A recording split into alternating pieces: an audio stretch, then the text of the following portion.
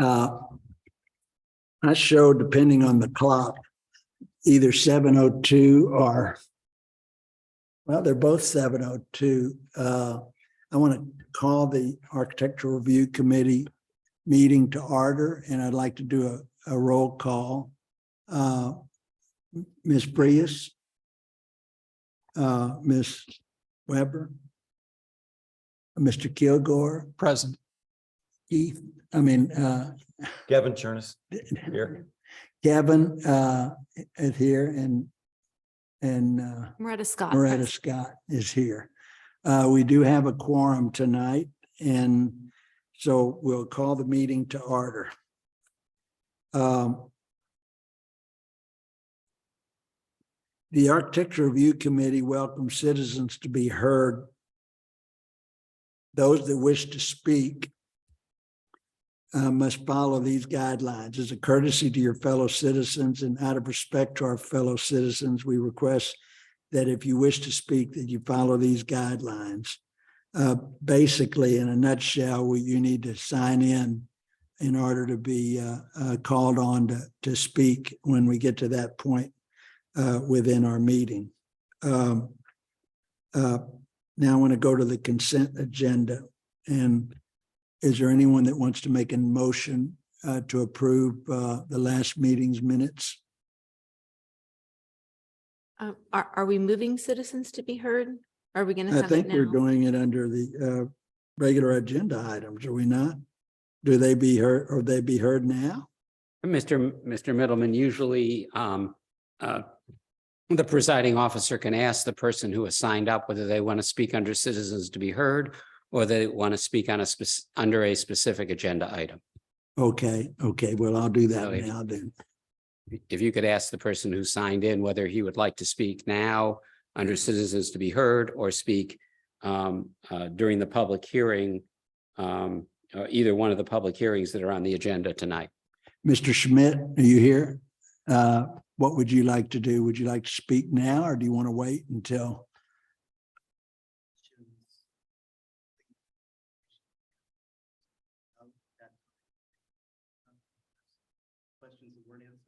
I'm sure that would be probably a good thing to do. I think that's agreeable. We'll call on you at the appropriate time. Okay. Does anyone want to make a motion to approve last month's minutes? Mr. Chairman, the city manager has said that the minutes will be placed at the next agenda. Pardon? The minutes are not available and they will be placed in the next agenda from the previous meeting. Oh, okay. Oh, now, okay. We're moving right along. Tonight, the first item on the agenda is a public hearing on an application submitted by Mark Markowski for the Antonian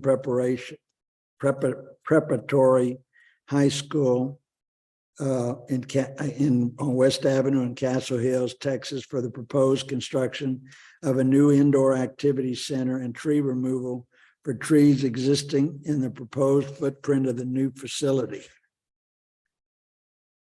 Discussion and possible action on an application submitted to Mark Markowski for the Antonian Preparatory High School for the proposed construction of a new indoor activity center and tree removal for trees existing in the proposed footprint of the new facility. Mr. Middleton, if you could, Middleman, if you could first open the public hearing and announce the time you're opening the public hearing under 5.1. And allow Mr. McCoff who wants, and I'm sorry, I will do that. I have 7:07 and we are opening the public hearing under our regular agenda items. The last comment I'd make is discussion and possible action. Well, that's a different time. I'm going to go ahead and move right into the Antonian matter. And would like to know if you'd like to make a proposal at this time.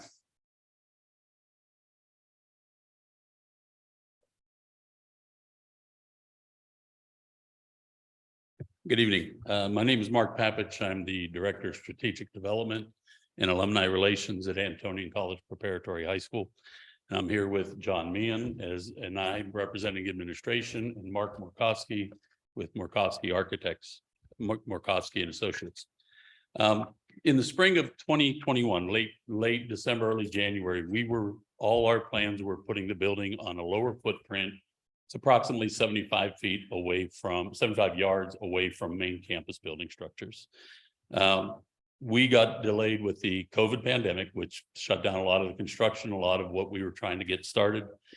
And then coming out of that, the tragedy at Robstown Elementary has really refocused our aspects of this building and saying security needs to be addressed before we put any new structures up. When we look at the location and layout of where we were putting that gym, that 75-yard distance is down the hill. It's a set of about 25 steps, but it's about a 75-yard open area for students moving between classes. That we found put them in a vulnerable situation. So we decided to take a look at how we could accomplish some other issues. One of those was relocating. Well, before I say that, we also realized that based on being behind the school and the way that expedited or accessibility for police, fire, EMS was a difficult procedure at best. Our discussion was to move that to a place where if we had an emergency, it was accessible as quickly and as expediently as possible by emergency services, and that we could get medical attention as needed for any of those issues. The discussion to move the building to the top of the hill adjacent to main campus accomplished several of those items. Quick response access for the emergency medical, fire, and police vehicles, ease of student movement between buildings in a secure and expedient fashion. And what I would have is I'd like to invite Mark Morkowski, our architect, to discuss a lot of those features that we're addressing for this building. Okay.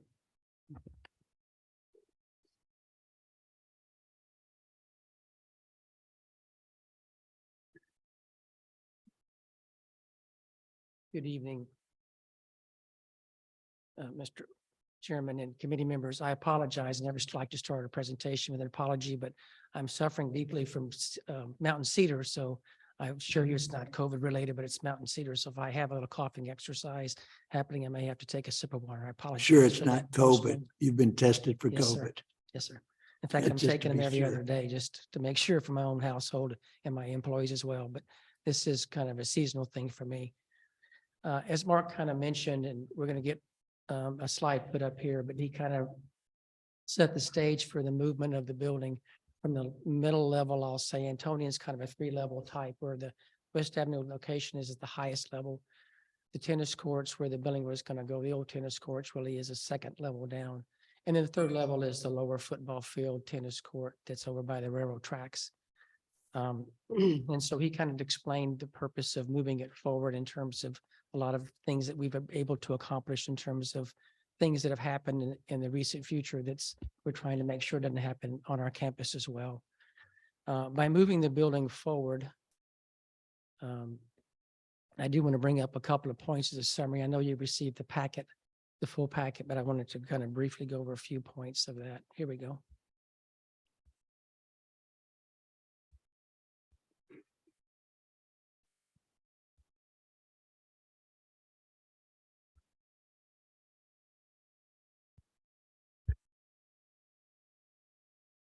Next slide. Nope, one before that one. There's this site plan. There we go.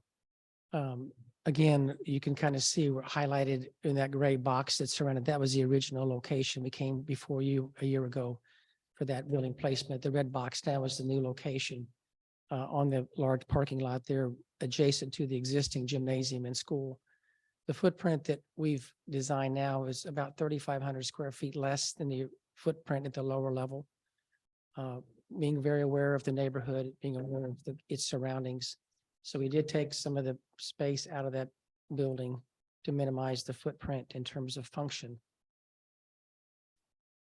The other thing that we did that I think is advantageous to all, and that is where the building footprint is going, it's an existing parking lot.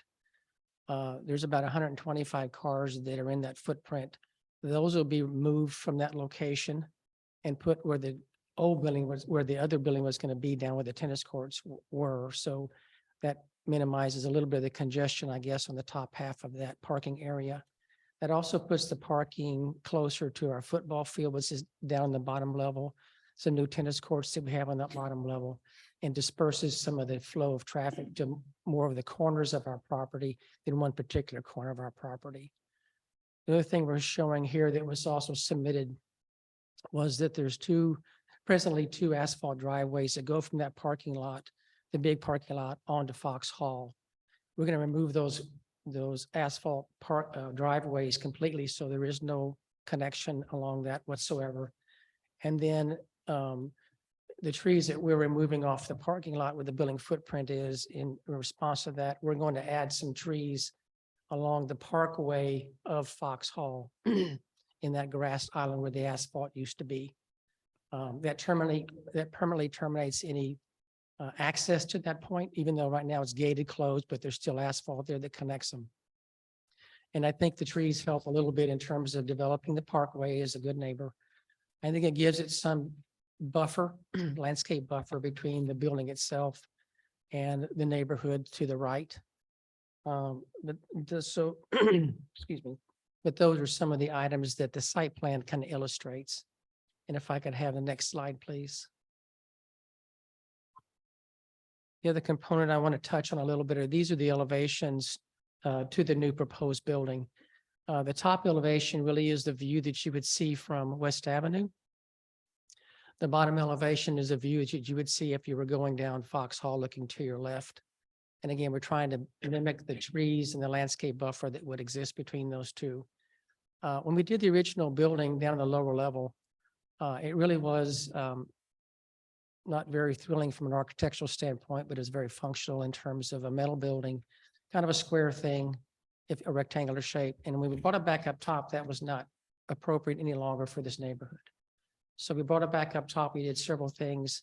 We introduced brick material, brick walls, brick material that relates back to residential construction versus the metal building components. So some of that warmth of the brick, I think, will help. You can see that we altered some of the roof pitches on the building so that we take the large section of that building.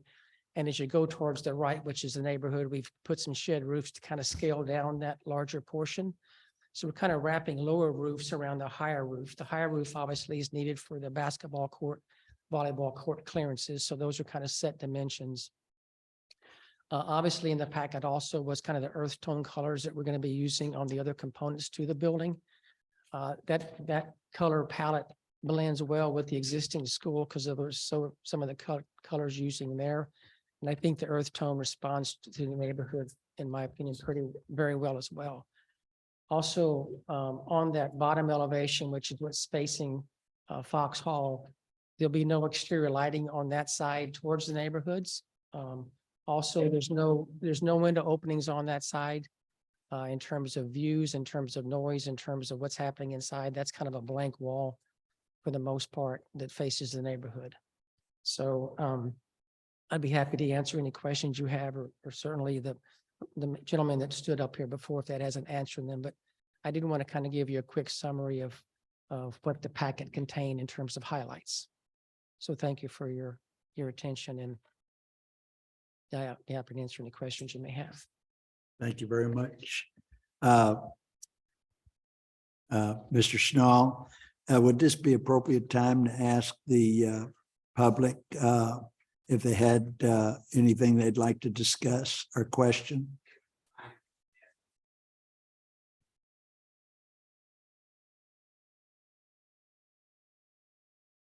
Okay, Mr. Schmidt, would you like to ask? Come on up to the podium, please. Thank you, committee, for allowing me to speak tonight. My name's Brian Schmidt. I live at 108 Foxhall Cove. My fence in my backyard backs up to the baseball field. So I'm probably affected more by this than anybody in Castle Hills. And I'm affected by everything the school does more than anybody in Castle Hills, to be honest with you. So my concerns are, according to the other slide, the other architect rendition, if you could go back to that.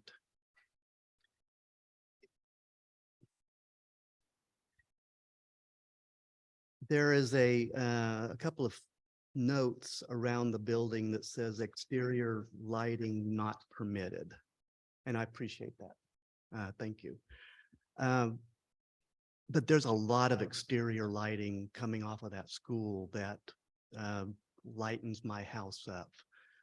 We've had to purchase blackout curtains, blackout shades, everything else to keep the light coming from the school into our house. I've made a code compliance complaint. There's really been nothing done to resolve that issue. It goes to code 50G on your Castle Hills code. So I appreciate that. I also noticed that you have a line of trees along Foxhall Lane, which does nothing for me. So where you've got the red building and it says new site location, and just above that, you say exterior lighting not permitted.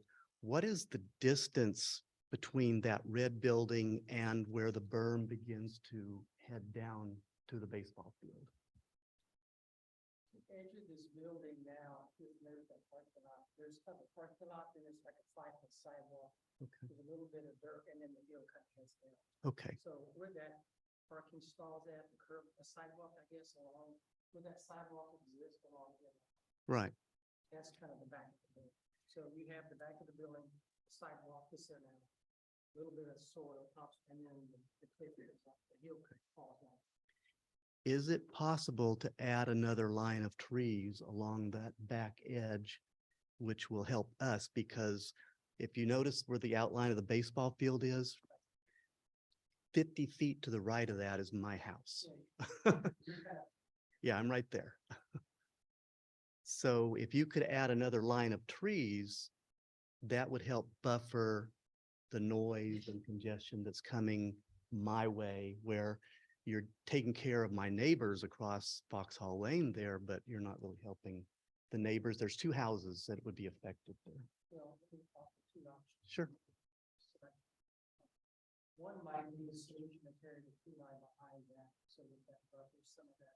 The other one might be to continue the tree lines here along Foxhall turn, with both accomplish the same thing, whether they Right. parallel to the street, puts them right here versus across the back.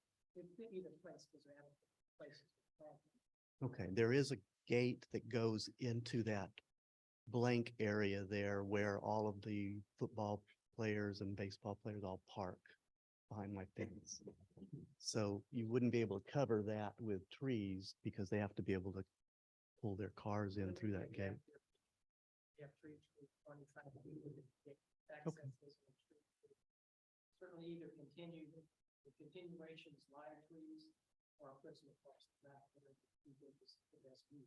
Okay. Well, I would appreciate that if you would take that into consideration, adding the tree buffer there. Right now, when baseball season hits, and it's about to hit hard in February, I think,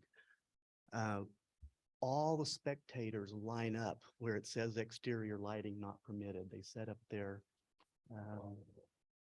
they set up their chairs, their tents, their music, whatever they've got right there. Where are they going to go? Okay, you have bleachers, but no one uses the bleachers. It's out of convenience that space is available to them. They would simply just move to the bleachers and stadium seating. Okay, well, that's fine. I just want to make you aware that you're going to put some people out that are there all the time. Okay. Moving on to just more practical matters. Are there going to be any street closures?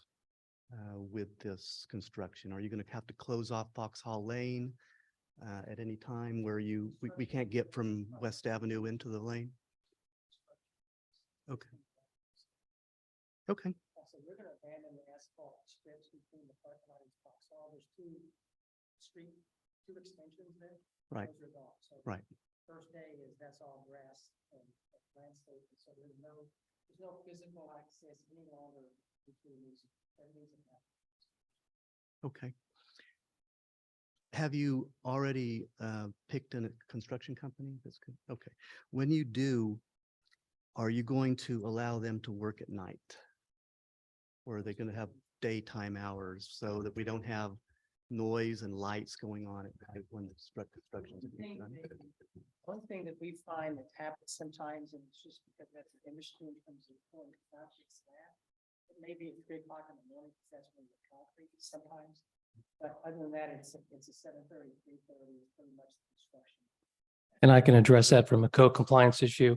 Building is only allowed from certain hours of the week, 8 until 4. There is a half hour buildup from 7:30 to 8, and a tear down from 4 to 4:30 during the week. Saturdays is a little more stricter, and Sundays and city holidays are prohibited. If the truck would need to come in at 0 dark 30 for the pour, the construction company would have to coordinate that through us. And we would do our best to minimize that traffic so that there isn't a queue of trucks like there has been in certain residential areas that have disrupted the residents. And we would probably have them lining up on the Antonian property or some way out of sight and sound, except for the time that they're actually pouring. Okay. This is a little off subject, but I actually ran into a 18-wheeler coming up Foxhall Lane tonight. And I was heading towards West Avenue to take my left to get to the city hall. And he stopped. I couldn't get by him. And he asked, how do I get into the school? So there doesn't seem to be adequate signage for deliveries. They come up Foxhall Lane all the time and get lost because they think there's a way into the school from there. So I don't know how to address that. I don't know if it's their GPS telling them to do that or. That would be something that Antonia needs to be a little more proactive about. But if you do see a violation that falls within the traffic code, and you can call CHPD and they can enforce that. Okay, well, I just wanted to make you aware of that. Thank you. How long do you estimate the construction to take? Probably 12 to. Okay, Again, a lot of it's materials. okay, You know, it's a metal building frame, so it kind of is a quick, you go up, get things available. We wouldn't start construction until things are certainly here, so they work along. Obviously, the quicker the time, the less expensive for the school. So Okay. that's also an issue with them too, so they want to minimize their disruption, maximize speed. committee members, that's really all I had. I hope you take my questions and comments into consideration as you move forward. Right. Thank you, Thank you. Mr. Schmidt. Appreciate your remarks. Are there any other comments by the presenters? If not, I'm going to close the public hearing portion at 7:26 p.m. And now I'd like to go to the discussion of a Architecture Review Committee. Now, Mr. Schnall, do we need to make a motion before we can start discussing the issue? I don't believe so. Some people do. I don't think it's necessary to make a motion to discuss. Just start to discuss when someone's ready to make a motion on the subject, that would be appropriate. Once a motion is made, it needs a second before discussion can continue. Okay. So I want to open the floor to our committee for any of y'all that might have some comments. I do, but I'd like to wait on mine. So I know that you said that it would take 12 to 14 months. On that other parking space, is it going to be available for those other parking spots that are going to be taken up during construction? Like those cars that are parked right now, right there, where are they going to be put? Yeah, the good news about the space the parking is moving to, it's really the old tennis courts. It's really an asphalt surface already. So the first thing we'd have to do is to displace those cars anyway to start the construction site. So that would, all the cars would be moved first and allowed to park on the space that we're going to provide them. And then we would start construction on that area by fencing it in and. So will it be just that place where the construction is gonna be, or all of that parking space? I would think about half that parking lot would be within the construction fence and there'd still be some parking there Okay, for the students. okay, thank you. Yes. Hi, I remember when this project came in the spring and I remember being very impressed with the design and the building. So I'm glad to hear that it's still in the works. And thank you so much for thinking about the children's security, allowing them to be within one continuous building these days is a concern as a parent of children in school.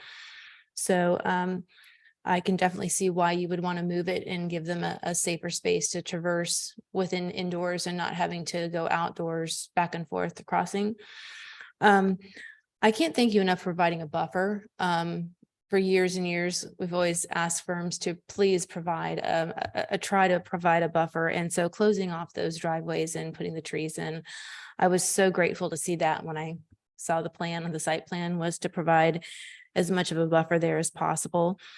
I did peek at the trees. I was curious. Sometimes the photos aren't always, you know, as great. You want to see like, what do they actually look like? The trees, I don't know if anyone else went over to see them. They're well-used trees. They're older, they're full of ball moss, and they look just kind of sad. Bless their hearts. I wish they looked better and healthier, but I can certainly see why you chose this location with minimal impact other than tree E. They're within the footprint. So like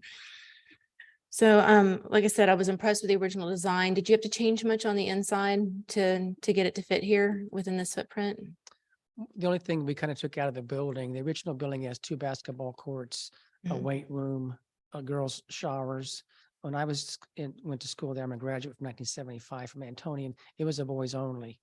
And obviously, years past, it became boys and girls. And the boys always got the original gym and the girls always got a makeshift dressing room. So part of this response is to provide those for the girls' practice gym. So the only thing coming out of the building really was the girls' showers. They're going to be renovated in another building within the footprint of the existing building. So we lost no function in the building, but we relocated the showers out of the new building into an existing building, which shrunk the floor So I have plan. to travel a little bit, but the training room and the where they work with the trainers and everything is still there? Yeah, the weight room will be in Weight there, room. and it's kind of, the weight room in that floor plan is towards the school. Okay. So the first portion, if you were to walk into the building from the other gymnasium, you'd hit the weight room, and then you would hit the basketball courts on the Foxhall side. Thank you. Pardon me 1 second.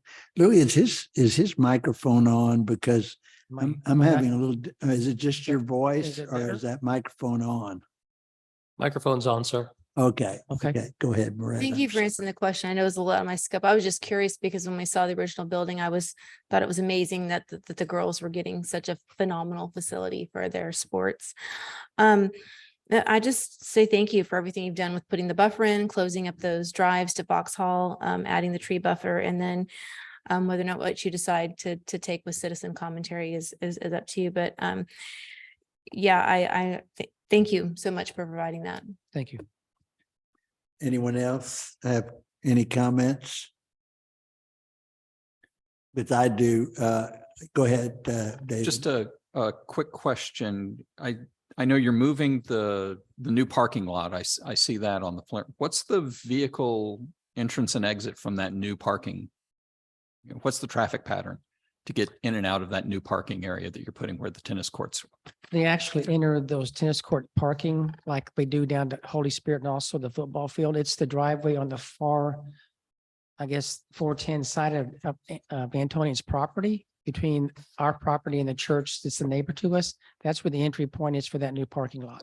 So they go off of West up around that, It's what a- I assume is a softball field. Is there a? Can you put that? Floor plan, that site plan back up somehow, please? I'm not sure we go that far over, but I'll be able to explain it, I think, better when I show you the floor plan. So. Okay, that's, Yeah, there it is. so is this working? Yeah. So over here, there's an entrance only. You can see it right there. you have to work your way around and get in the parking lot this way. And then the exit is back through right here. So this is a one way in and one way out. So that's how you get that parking lot. Great, thank you. One thing I was concerned about is whether the fire department in particular has weighed in on if they needed to get to something in that new building. Their entrances off of West Avenue, can they get their vehicles close enough to do what they need to do if that parking lot was, say, full? Yeah, we have to have a fire lane by code that's going to get them in, get them out and get back around. And also they have access in terms of parking parallel or approaching the building from the front. We've also put a band of asphalt on, I'll say, the right-hand side of the building or the Foxhall side of the building. So they're able to pull in there to get to the back of the building by fire hose lay and also the front of the building. So they really have 4 sides access by fighting off of 2 sides of asphalt. Okay, good. The last question I had was about the 6 new trees that you're planning to put in. Is there any provision for, we're talking 2-inch trees if I read the things correctly. Do we have a plan to make sure that they become 6, 8, 12-inch trees over the course of time, or are we just going to plop them in the dirt and hope that they fend for themselves? No, I think we're as much about those trees, I think, as maybe some people are as well too. So they'll be maintained and they won't be planted there to wither and die. They'll be maintained so they have a long expectancy. It benefits, it's not only a Foxhall benefit, it's really a benefit to that campus. One of the things that is unique about that campus a little bit is the fact of the abundance of trees it does have. And I know when I was going to school there, this will make you probably shake, and maybe the gentleman in the audience too, but one of the class before us, we always had to do class projects when we were leaving Antonian. One of the classes before us was thinking about cutting those trees down and selling firewood from them. So that obviously didn't happen. Good. But we have an abundance of trees across the front, which we value very much, even though it blocks some of that exposure to our school. I think it adds a lot to the campus to have that. I've been here a while. I'm within the community. I'm within this area, and not just flatten everything and put a building in the middle. So I think we're in much a favor of maintaining and planting and embellishing that area is hopefully everybody else is. Well, I hope the 6 new ones are able to thrive a little bit better than the ones that appear to be going out, because they, as Ms. Scott pointed out, I drove by there myself and they do not look like happy trees. And if you look really closely, a couple of those in the islands, my suspicions are there was a mountain cedar there because they have a pretty definite trunk piece to a mountain cedar. And that's pretty common to blend the mountain cedars and the oaks kind of together.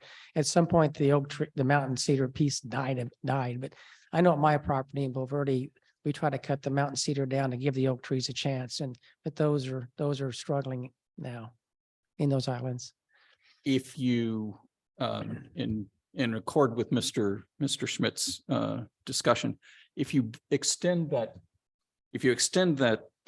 additional tree line along Foxhall Lane as was discussed, and I realize it's way early to ask you, what's your plan for doing that?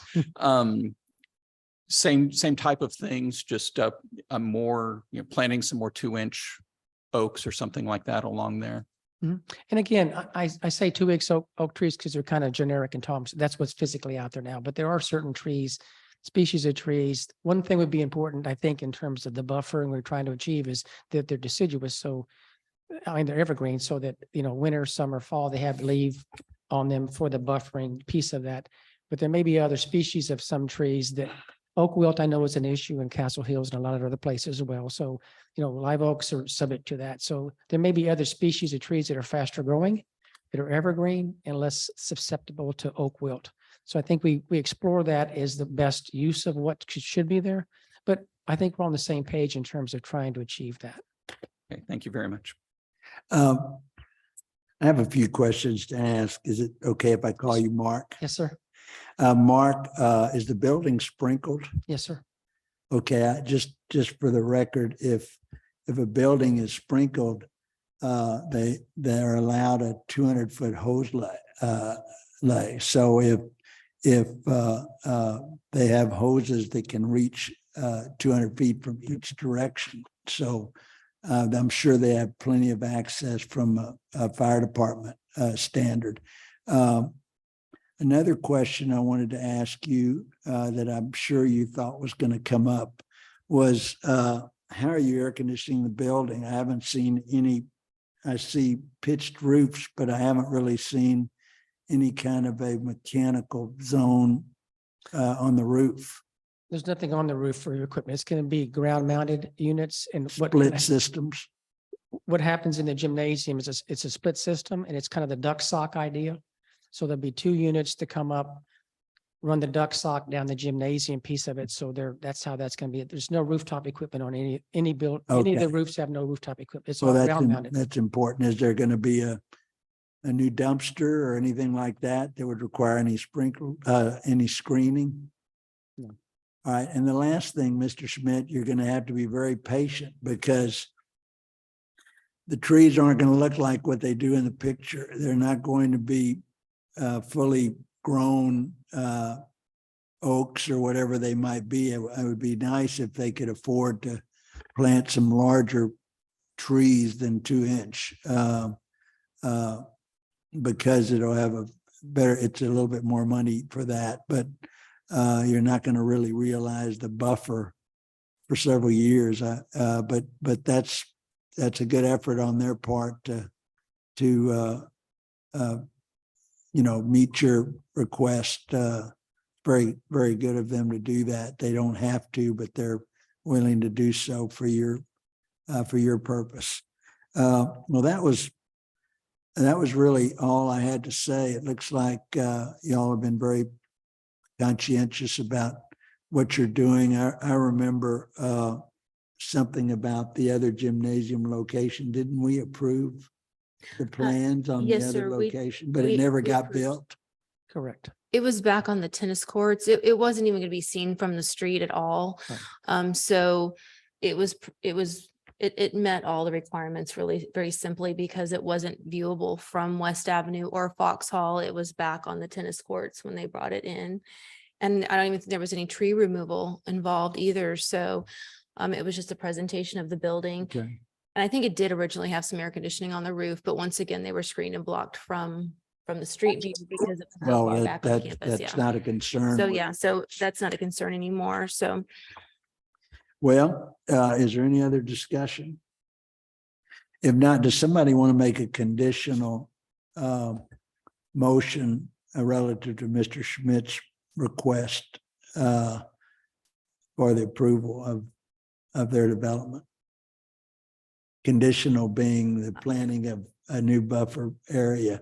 well, I know, I was just gonna make a motion to approve the tree removal because that's all they're here to do. I hope as the quality school and Christian institution they are, that they continue to have that they have conversations with Mr. Schmidt and are willing to work with him concerning the buffer there for him. But as a Actually, city, Ms. Scott, it's not just about the removal of the trees. They're building a new building structure, and that's subject to the approval of the Architectural Review Committee.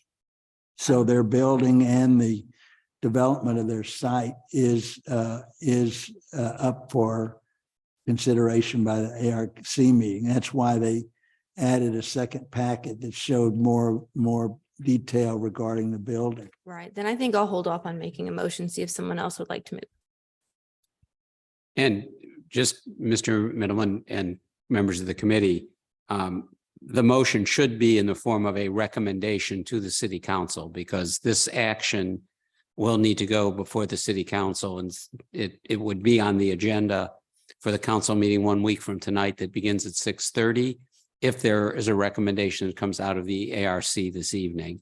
So if someone could word their motion that the Architectural Review Committee recommends to the city council, whatever y'all are comfortable recommending. Anybody? Come on, ladies, gentlemen. It's just a motion, or it's a recommendation. It's not a motion. I'll take I a guess stab it's a at it. recommendation. Pardon? I'll take a stab at it. All right. I make a motion that the Architectural Review Committee recommend to City Council at their next meeting that the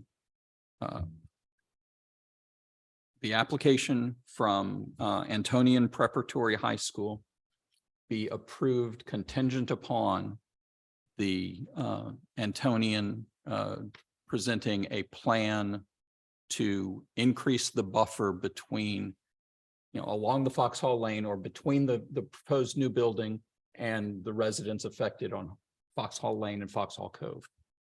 Do I hear a second? Anna, Ms. Frias seconds the motion that Mr. Kilgore has made. All in favor, raise their hand.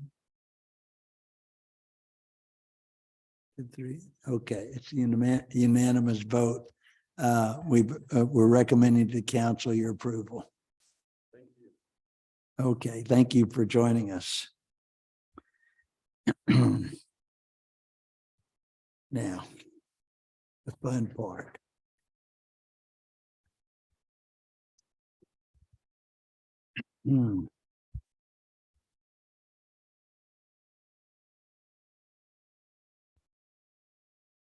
I want to move into the discussion of the second item on the agenda, which is our ongoing tree preservation ordinance considerations.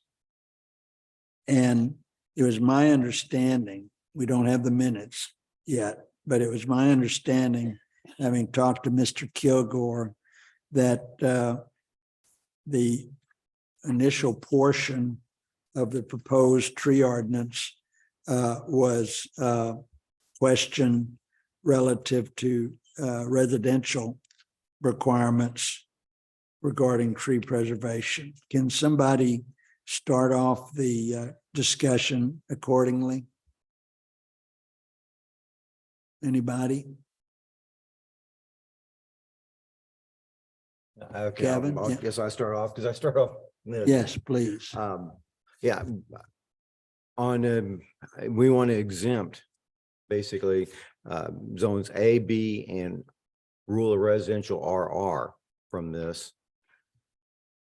Because it puts a dual, not dual, a burden on homeowners. If they want to do something to their property, it could cost them extra, thousands and $10,000s of dollars in cost in doing surveys and also just taking the tree down the way we proposed it. So I have a problem with putting the residential people into this. We've been trying to come up with a compromise for this. I still have a problem with some of it because just don't know what, if somebody individually does it, they don't follow any rules because they can cut down their trees right now without any doing if they do it themselves. So they hire somebody, then they have to get the permits and all that, and they know how many you're cutting down. So there's a lot of questions, and also if they, how are we going to police it and watch over it, and again, what kind of fees would come into effect on it? Well, I was not in the meeting, but I do believe that we're talking about the owners, not the trees. Because if we're talking about trees and tree preservation, a tree on a residential lot wants to grow just as much as a tree does on a commercial lot. So basically, we would be exempting people on residential zoning from this tree ordinance, basically. And they can do as they wish with their trees. I mean, I would like to at least suggest that we require a permit to remove a heritage tree on residential properties, because those are significant trees. And if we're going to give them some leniency on the tree ordinance, I think that these historic trees basically should be an importance to the city. Well, it depends on what they're doing too. If they're just, want to clear the property because they want a little bit more land. You know, that's hard to say they do it. And if you want to do a, get a permit for it and tell them if they're going to fall under these rules, if you take out a heritage tree, it could cost them $10,000 or more. And I did the back of the napkin math on that. Yeah. And between the tree survey, the actual removal of a heritage tree, I surveyed my neighbors. I found a nice, good sized heritage tree and measured it out at 30 inches. The mitigation alone would be $9,000 on that tree to remove it, not including the tree survey, the arborist report, and the actual removal of the tree itself. So by the time you add it all up together, if you needed for some reason to take out a healthy heritage tree that was in your backyard and under this, that there's no exception other that if it's dead, dying, diseased, or preventing access to the property, it's costing approximately ballpark napkin math, about $11,000 to remove that tree. Well, that would sure discourage them from removing the tree, wouldn't it? Also discouraged me from putting in a swimming pool or a tennis court or a Well, mother-in-law's. but the lots should appreciate these trees. If they want to put in a swimming pool, they don't have to put the swimming pool under a tree.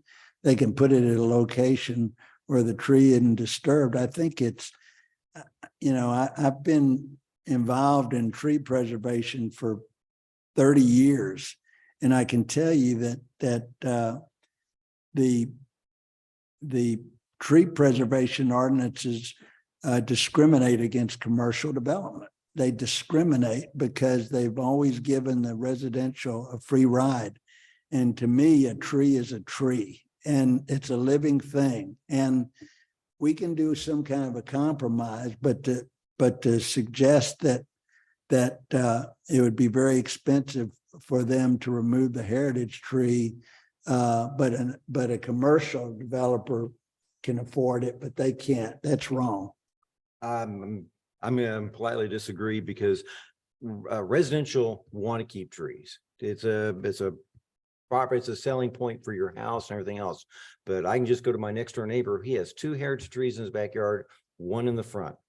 He's got huge oaks. If he wanted to put a pool in the backyard, he'd have to take out both those trees.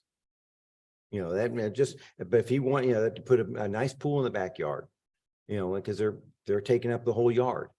And that would cost him, going to Scott's numbers, another $20,000 on top of $100,000 pool. Well, that's a minimum nowadays for a pool. It's $100,000. That's right. So now you're going to add another $20,000 to them. That's an undue burden we're going to put on homeowners, or even just taking out some trees. If they want to make an area for their kids, do a playground area or whatever. And it's sometimes they.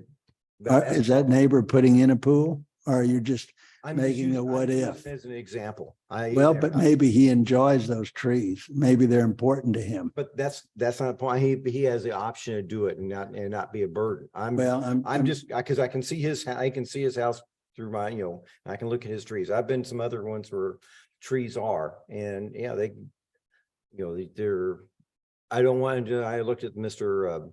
Conley, the house we approved.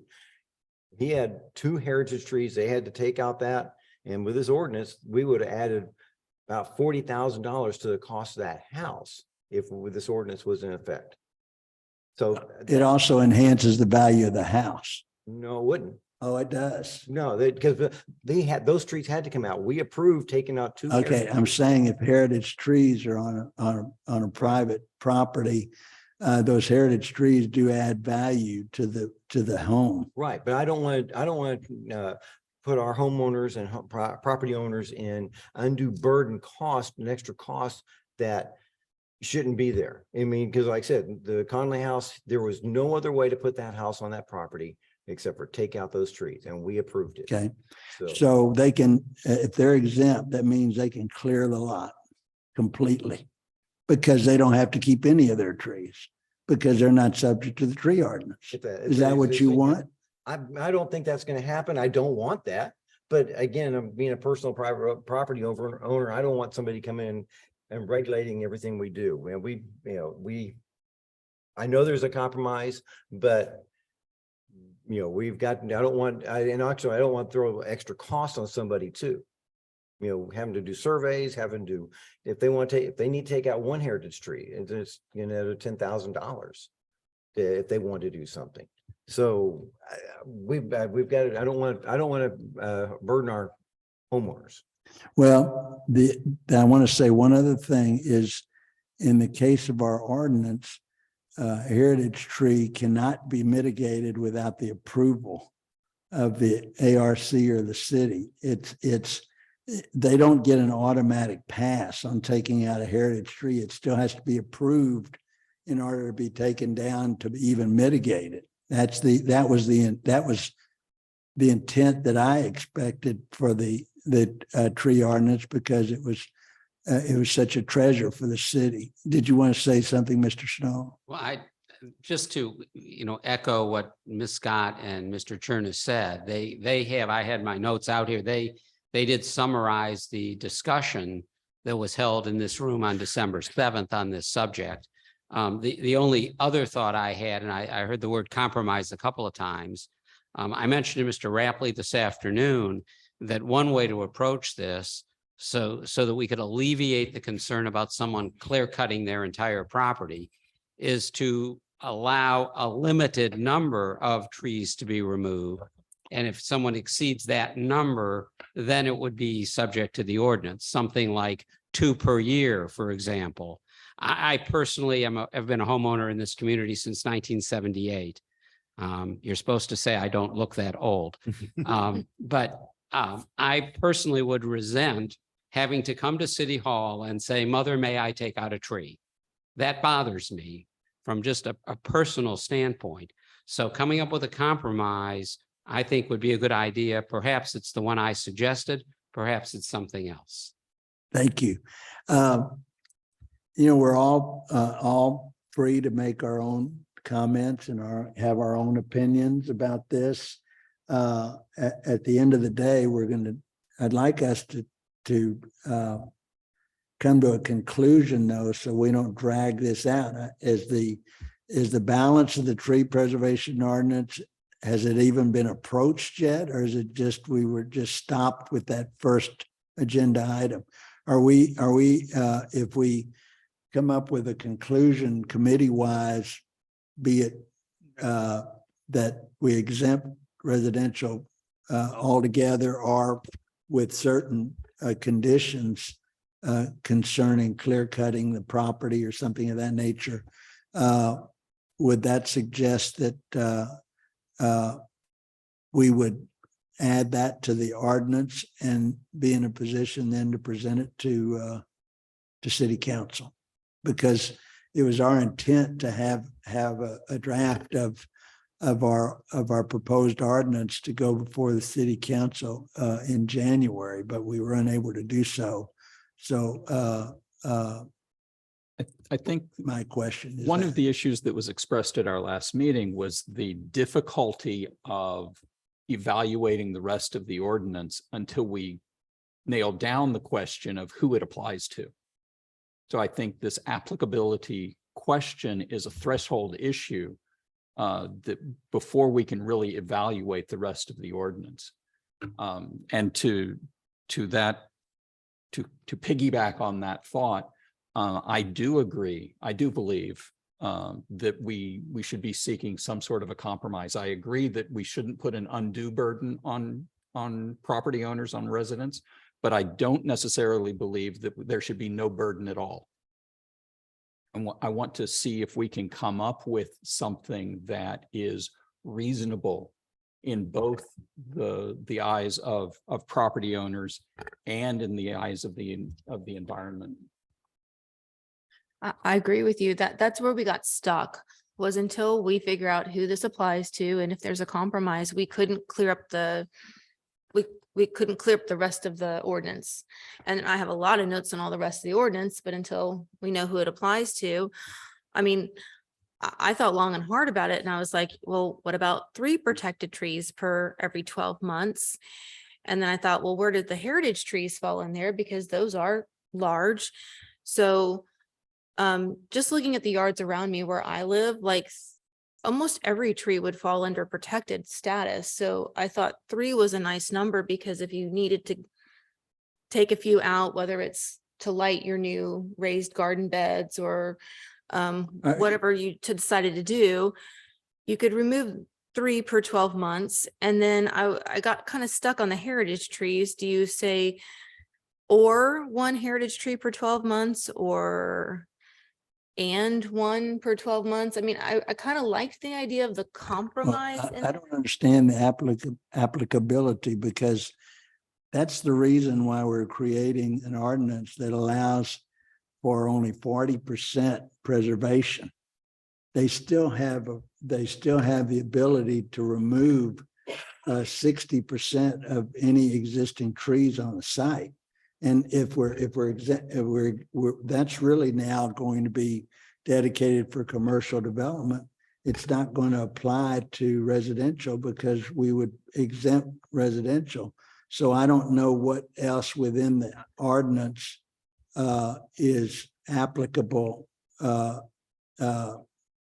once we've removed residential. No, my point was instead of removing residential altogether, we give residential some limitations to work within. Oh, I thought you were talking about the ordinance itself. So No, that's the if we compromise you're make- talking about. The for compromise is if we make this ordinance applicable to everyone, including A, AA, B, and rural residential. Is there a way to put a compromise that you do not have to follow this? You just get your regular tree permit and you can remove up to say 3 protected trees per every 12 months, 1 heritage tree per every 12 months. That way, if you had a project, you're not adding $10, $20, $30,000 onto the cost of that project by having to pay mitigation on those trees. So it protects your rights as a property owner, but it still keeps you from clear cutting the lot altogether. So that's what we were discussing last time was if we leave in everybody, is there a compromise to allow people to still remove several trees every year if they needed to or chose that they wanted to do that as a homeowner, property owner? But closing the loophole of them just being able to clear cut their lot. Well, so that would just be applicable for residential That'd be applicable for residential. only because Yeah. we've taken care of commercial with our percentage calculations. And the reason we were discussing that is you're very, very passionate about including everyone in this ordinance. And we didn't want to discount that because I'm sure there are plenty of people that live in Castle Hills that are as passionate about preserving every single tree as you are. But there are some of us that are more concerned about our rights as being property owners and buying in Castle Hills. It's not an HOA. We wanted to have the freedom to do with our property what we chose to do as long as it fit within city ordinance. And so some of this felt very constricting and limiting to property owners and what they could and couldn't do with their trees. So that's what we were discussing is if we're going to leave in A, AA, B, and RR, then let's put some sort of compromise in there that still gives the homeowners the ability to deal with some of their trees over a certain amount of time, give them a certain number of But trees. we'd probably call that an exception. Right. Right. That would be an exception that would be applicable just to residential. Right. Just Yes, looking an at the, exception only to A, AA, B, Right, and right. RR. Do y'all have, I haven't heard a peep out of y'all.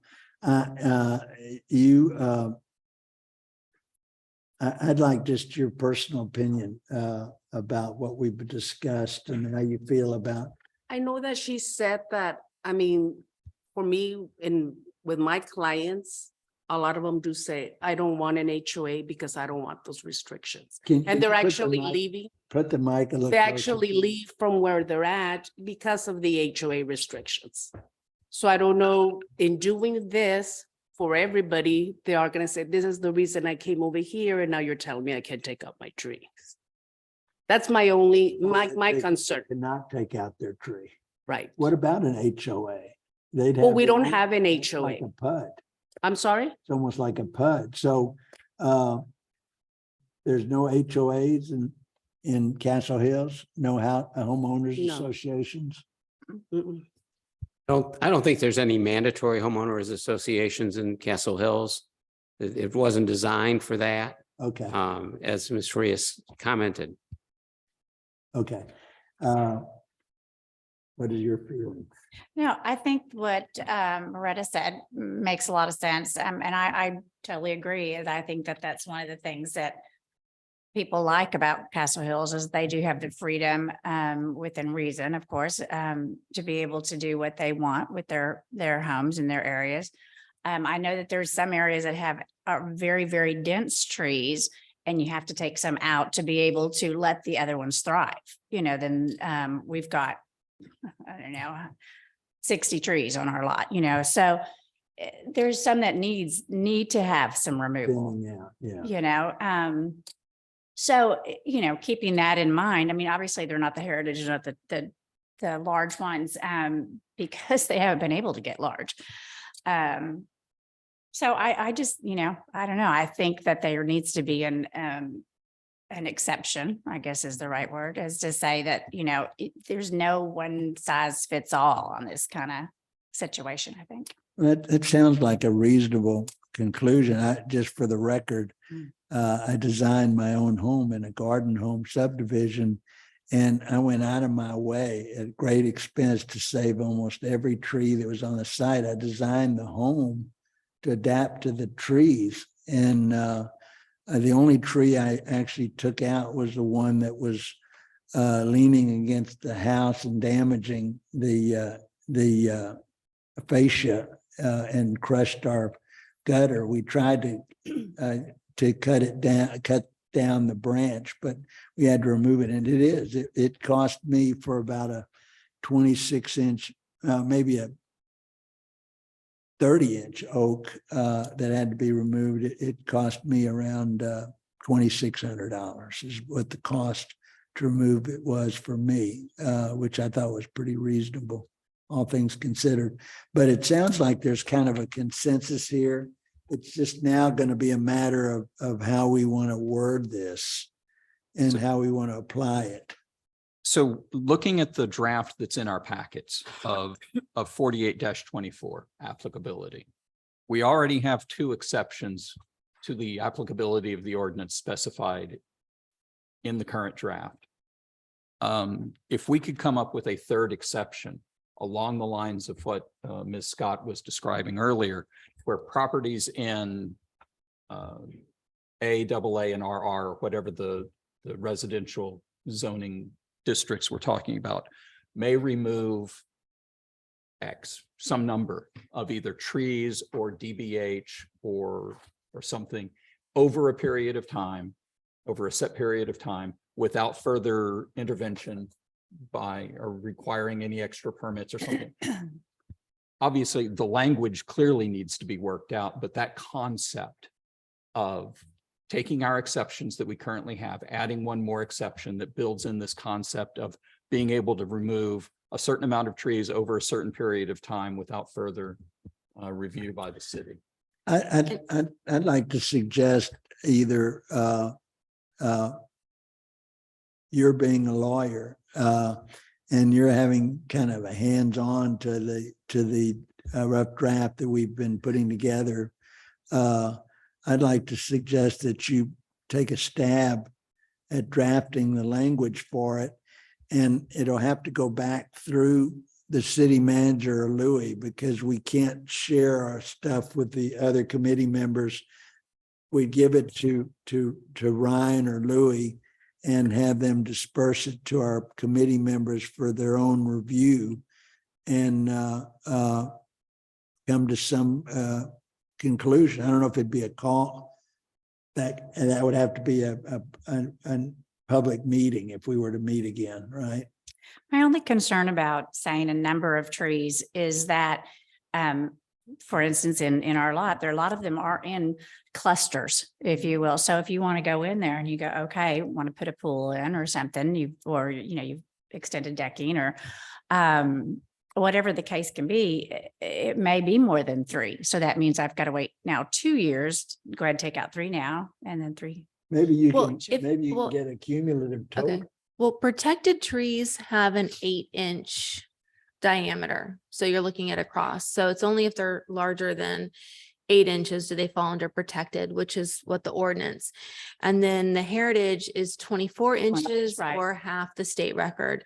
So if you have a clumps of trees and they're smaller than 8 inches, and if they're under 8 inches, it wouldn't matter. But if If they're they're- over 8 Mhm. inches diameter at the DBH, which is how you measure it, and we Mhm, have illustrations of that. Right. That would be, yes, those would, you'd only have. And I'm just 3 or thinking on 4. my lot that there are some. So it's not, so say there's 3 over here and they're probably, I mean, if I had to guess, 8 to 10 inches.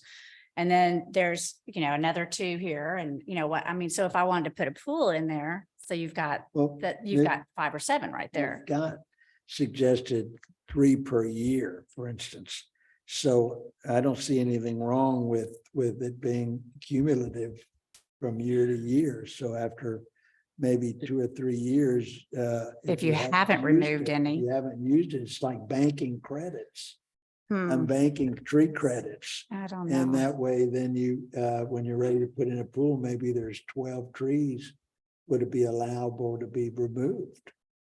I mean, what do y'all think about Well, something like? I was actually thinking on the size of the lot, because it sounds like you have a significant. Yeah, we have sized almost an lot. acre, yeah. Okay.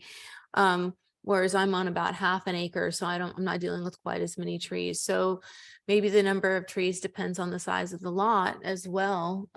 Because, I mean, I have friends that live over in the little PUD community there, and they don't have any trees because all they have is house. So, and they're on, I don't even know what micro-sized lot they're on. So, that might also be something that we want to consider. If you're on an acre, it's X number of trees per year. If you're on a half an acre, it's X number of trees per year. If you're on, 2 to 5 acres, it's. It sounds to me like it's starting to get a little bit. It is a getting little complicated. Well, I really think we should keep it simple. But part of this was brought up that for your project for a pool, it would fall under the 60-40%. And you would be in a different area. Okay, so wouldn't it this- be y'all are just speaking of really just removal, not improvement, but just removal. Correct. That's But- that, and that's just for clearing is what we're looking, what This- we're trying to accomplish. Right, this is just if we wanted to take out a tree, like it's dropping too many leaves and I don't like raking them up. I want to put in raised garden beds, but actually, if you read 4824, it actually clearly reads that upon adoption by city council, the article applies to all heritage trees and protected trees for the design and construction of improvements in all zoning districts.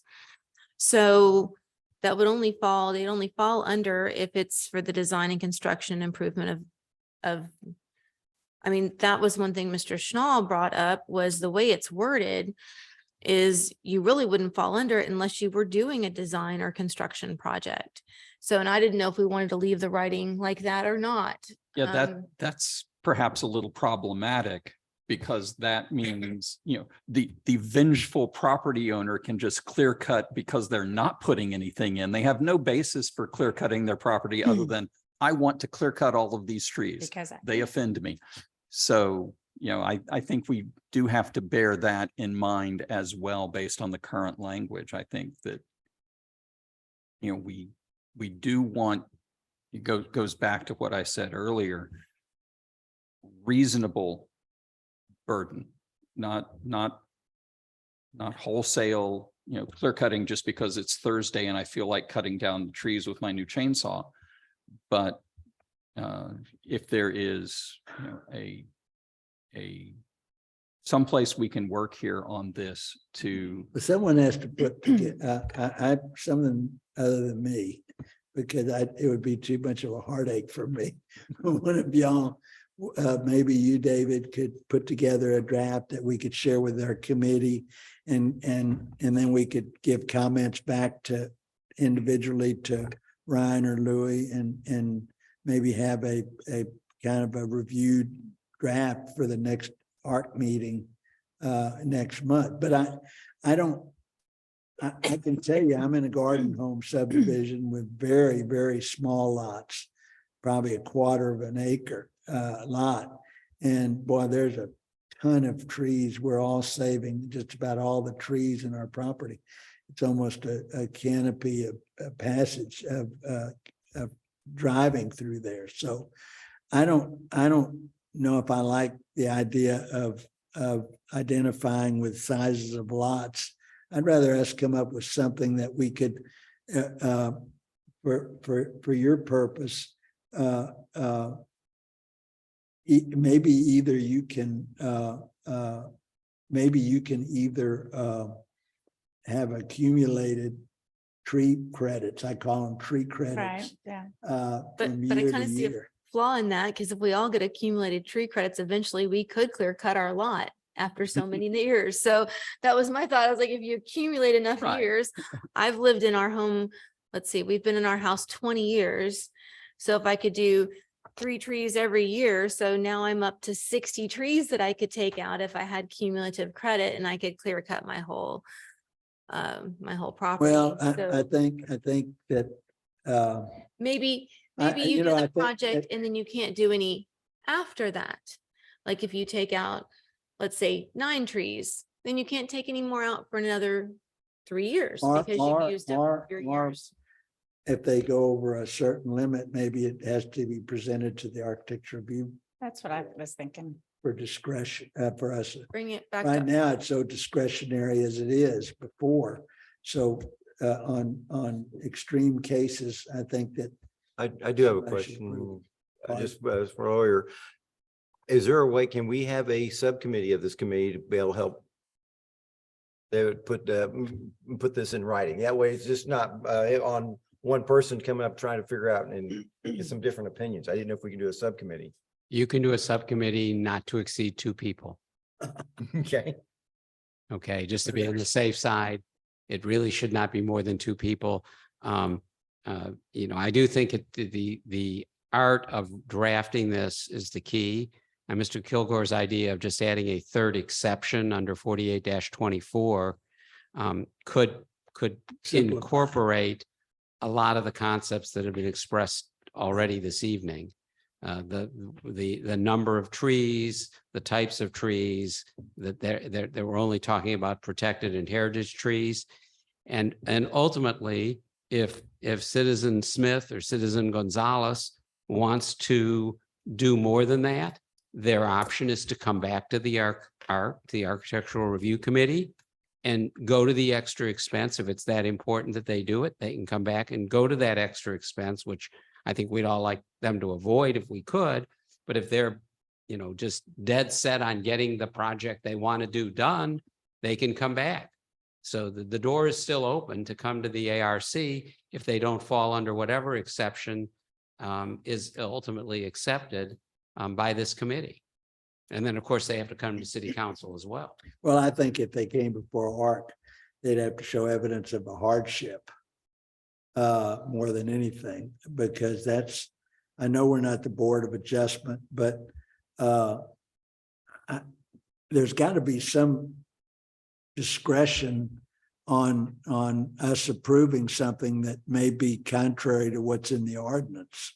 And if we could agree on a hardship of some kind where they have to take this tree because it's leaning against the house, or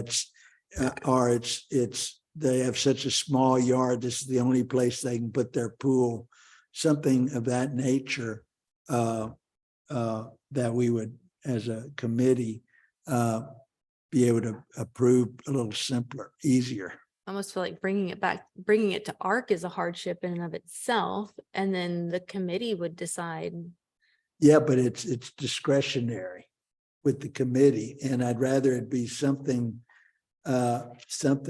worthy of having to come to the committee.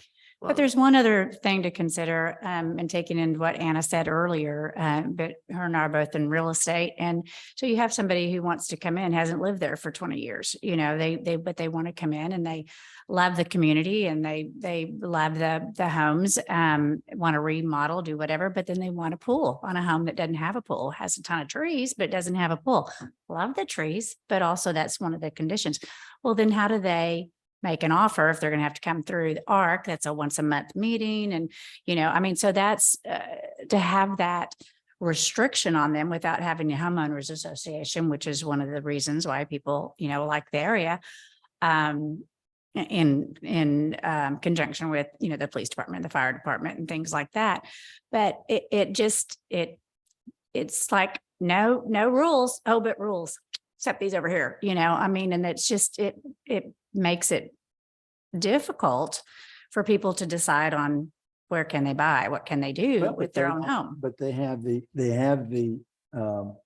option of attempting to locate the pool in such a way where they're not going to have to remove trees. Well, that's a case by case, not Well, necessarily. That's true. But then again, we're in a case by case. It's also time sensitive. You've got a house on the market for so long. And then, you know, you've got somebody who wants to live here and they can't just say, okay, well, let's just see if we can get everything drawn up and done and approved, but not really put an offer on the house. You know, I mean, it's because they can't tie up the house. The seller's not going to want to tie up Yeah, the but house. you do have a due diligence period when you go under contract and. Well,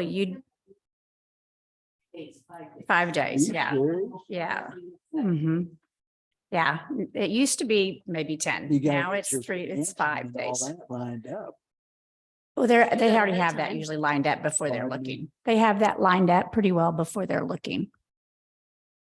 For a certain amount of money, Mhm.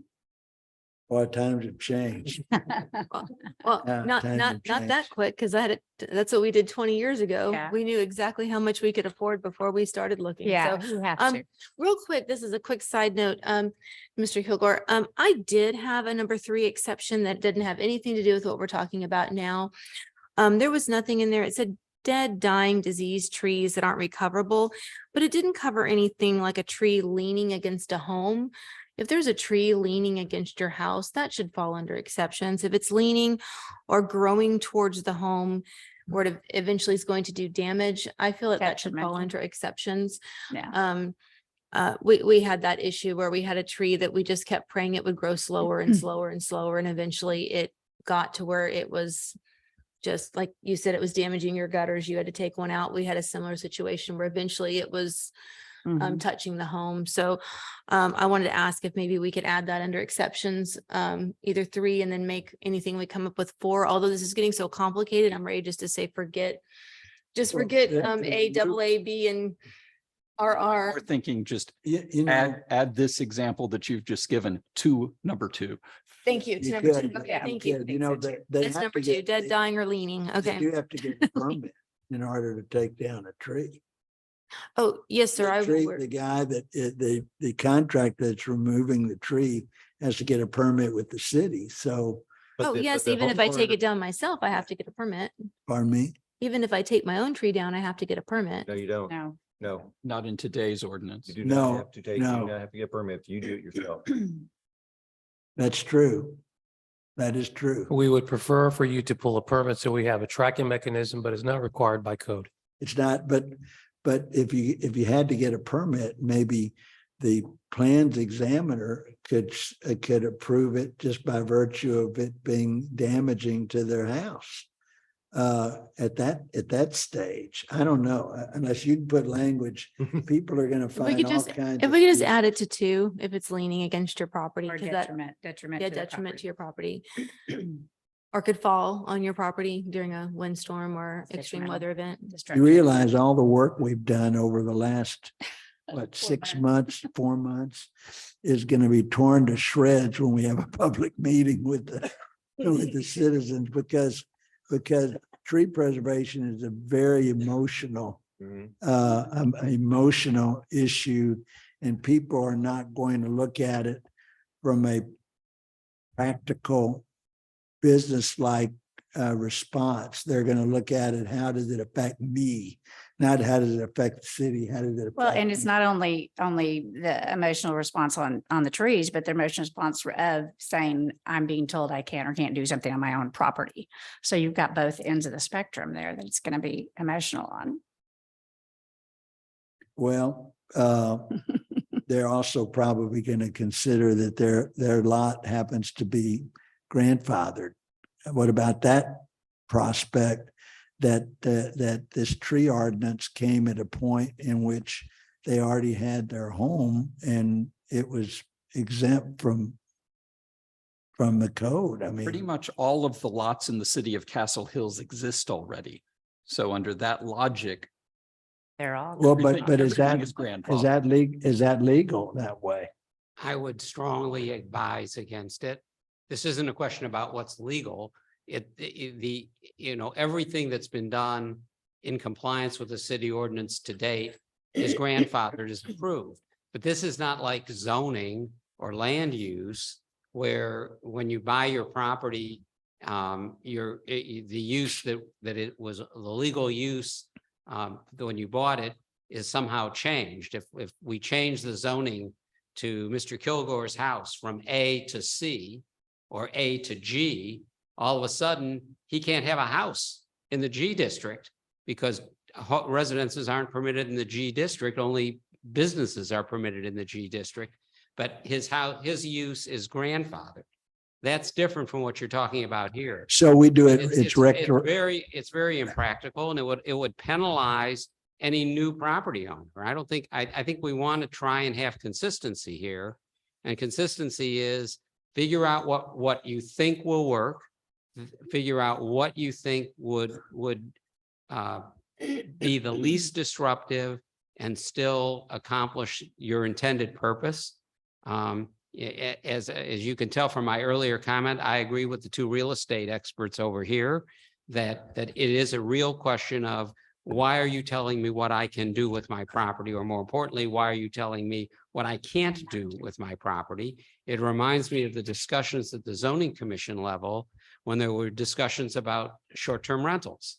And there was a group that was very much against allowing short-term rentals.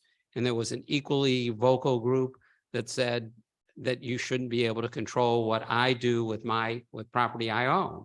And ultimately, the zoning commission came up with an ordinance that permitted with regulation short-term rentals in the city of Castle Hills. I think that we were on the right track with the idea of putting together a third exception would apply only to these primary residential districts and would try and create a balance so that a property owner does have more freedom than he or she would if we just said this applies everywhere. So so this ordinance of giving the residential that freedom within it becomes retroactive as soon as it's passed by council, and there's no grandfathering considerations. It's not retroactive, it's simply prospective. Okay, Okay, if there's an application on file right now, then that would, the current rule applies to it. Just like you all said about the Antonian proposal. But once this ordinance is adopted by the city council, the effective date of that ordinance will be stated in the ordinance. I obviously have not drafted it yet, although I'll look at the draft the committee completes. But typically an ordinance of this kind would be effective so many days after the caption of the ordinance is published in the city's official newspaper. Typically, that would be the day after, a week after, something like that. That's typically what we put in an ordinance of this nature. And from that point on, it would apply to the residents and the property owners or developers of property in the city of Castle Hills. So it wouldn't be retroactive. It would simply be effective on the date that the ordinance itself says it's going to be effective. you know, it's funny that we're landlocked here in Castle Hills, and there's not a lot of free land for new development. So we've gone to a lot of effort and a lot of hard work for a situation which is going to be very infrequently as an issue in Castle Hills, as it turns out. If somebody buys a piece of property with commercial development on it, he's going to be subject to the tree ordinance if he wants to remove trees, I guess. But, you know, if it's one tree, I don't know how you do the 60-40 percentage thing. So this is a very difficult subject to discuss objectively, and everyone has their own feelings. But I think we need to go by what the consensus of our committee is. That's our democratic system. And so if we want to have a raffle to see who can join Mr. Kilgore on the on that subcommittee, somebody else might want to volunteer for that. And I'll, one correction, because the quorum for this body is 4. Your committee can have 3 people on it. Okay, great. Again, the 3 people need to remember that they can only discuss it amongst themselves. The other 3 members of the committee, which are not on the subcommittee, should not be, nothing should be discussed with them by any of the subcommittee members, except at a meeting like this, properly noticed and open to the public under the Open Meetings Act. They can't make a report to the city They manager. can make a report to the city manager. can The he city distribute manager it? can circulate the document. But Mr. Middleman, if you're not on that subcommittee, you can't call Mr. Kilgore and I start to talk understand. about it. I understand. Well, we want to do what's proper etiquette, and I'm the worst at that. I'm It's not just passionate about etiquette, the it's subject, law. but the procedure is tough for me. So who, do the 3 of y'all want to form the subcommittee? One of y'all want to be on that subcommittee? I mean, no. How about it? The 3 of y'all? Would you be willing, Moretta? I certainly, I welcome all the drafting brain cells that can join me. Why don't y'all, the 3 of y'all, that I am actually appointing for this subcommittee? We're being voluntold. I believe. Voluntold. I think that's how it's working. The chair is using his power to. The chair is submitting, and I don't know if we're going to need a vote on this, but I'd like to suggest that each of y'all come up with your own version of a draft before y'all meet. So you'll have some basis to really compare your feelings with one another and save time. So we can get the order of this business done for next month's Architecture Review Board meeting. And maybe that's the meeting that we're going to approve it or recommend it in its form to City Council. Do we have a public hearing scheduled Oh. for this topic for ARC? Brian said it'd be the end of this month sometime. No, no public hearing has been scheduled as yet. I think it'd be up to this committee to determine whether y'all do want to have a public hearing on this, or rather submit your product to the city council, and then the city council can decide whether it wants to have a public hearing. But as far as I know, Mr. Rapley has not scheduled a public hearing, and to do that effectively, we'd want to give at least 14 days notice. At least depending on if we do publication, it would be 14 days. Yeah, we'd want to do a publication in the Express News, put it on our website, see what interest there was. Not too many members of the public have come to the meetings of the ARC, even though this kind of item about the tree ordinance has been on your agendas, I think, since Mr. Middleman, January or February? March No, I of don't think it's been that 2022. long. It's been months. Been probably 4 to 6 months. probably. And So. all we've done for a long time. Yeah, Ye- so the fact that the public hasn't shown up already to an ARC meeting may mean that it would be better to complete your product, present it to the city council, and the city council can decide whether it wants to have a special meeting with a public hearing. And at the very least, the city council would have a public hearing during the council meeting when it receives your product and That would be my, presents it for that'd be action. my preference. But it's really up to y'all. I like that idea because all we're giving city council is our recommendation. And then what they decide to do with it, and they hear from the public about it, and then they make the ultimate decision. So if we pass our recommendation to city council, then if they would like to have a separate public hearing or one during their council meeting, then they can make that choice. We're not being paid to take criticism, Neither is city council. be abused. Mr. be Mr. abused. Schnall, Uh, Mr. Schnall, that was the intent of the next agenda item, was to see if Oh. the ARC wanted to establish a meeting and or a public meeting. That was the next item for discussion and action. Oh, Well, that's Mr. right. Middleman's going to open that meeting right now. Yeah, Mr. I am. Mr. Rapley, we can't see you, so we didn't know you were there. I'm here. I'm here. Okay. Well, So Mr. Barry, why care- don't you open the last Okay, agenda item? the last agenda item is, just a second here. Discussion and possible action on setting a date and time to hold a public hearing by the Architectural Review Committee regarding possible revisions to the tree ordinance. Mr. Chairman, I'd like to present a motion that we do not establish, set a date and a time to hold a public hearing by the Architectural Review Committee regarding possible revisions to the tree ordinance. Is there a second I to will that? second that motion. All right, everybody has a vote? Yay? Yay, okay. We're not gonna have it. I really do believe that's the best alternative for us. There'll be plenty of people at the city council meeting to be able to voice their opinions. I think it's going to be counterproductive to have a public hearing for 5 or 6 people that are going to scream at us for attempting to even touch their trees. So I think we've passed that motion, and we have a subcommittee formed. Mr. Middleman, so the record is clear. Can you announce who's on the subcommittee? Yes, it's Mr. Kilgore, Mr.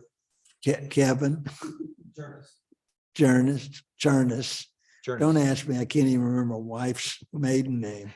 And Miss Scott will be the representatives on the committee, and it would be helpful for y'all to meet soon, present it to Mr. Rapley, and have him submit those comments to the other 3 of us for the meeting.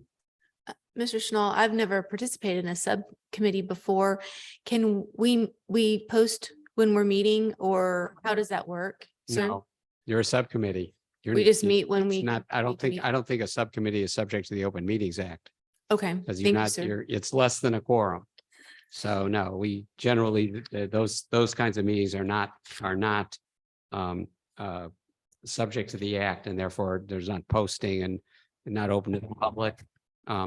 As I said, the caution is that the subcommittee members can't discuss outside of the actual meeting, the work product. So that we all just need to respect that. And I'm certainly glad to review anything that you all want. Any input on from me, just for clarification. That's up to y'all. And I'll work with Mr. Zamron and Mr. Rapley once the final thing is ready for further circulation. Thank you so much. I just want to be clear. Don't want to break the law. Well, I do sympathize with your opinions relative to residential hardship. Don't agree, but I sympathize with it and I can understand it. And so I think there's kind of a consensus for a subject in order to write a memo. I would like that draft to go through the city manager so we can see it and have any kind of feedback to Ryan to get back. So I have something pretty definitive for our next ARC meeting in February. And if there's no other comments, do I have a motion for adjournment? I call for adjournment. Can we make a motion for adjournment? Second. Second, okay. I don't know who seconded it, but Ms. Scott made the motion and Mr. Kilgore seconded for adjournment. It is 8:36. Do I have a vote of the committee for adjournment? The meeting is adjourned at 8:36.